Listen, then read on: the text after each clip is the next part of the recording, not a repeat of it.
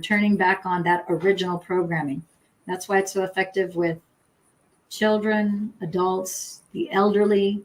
Heck, I tell people it's not limited to humans, all mammals. Yeah.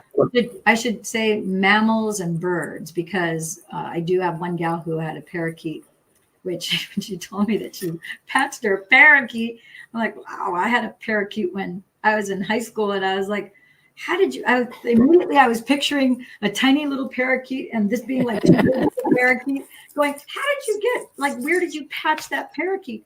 And she immediately said, oh, I put it on the perch, like right here on its little chest. Never bothered to ask her how she removed it, because it's got feathers. So, Right. So I don't know how she removed it, or if she just let it fall off. But she said her parakeet was listless. So that's why she went ahead and patched it, and immediately the parakeet livened up. And I'm like, wow, so it's not limited to mammals, because birds lay eggs.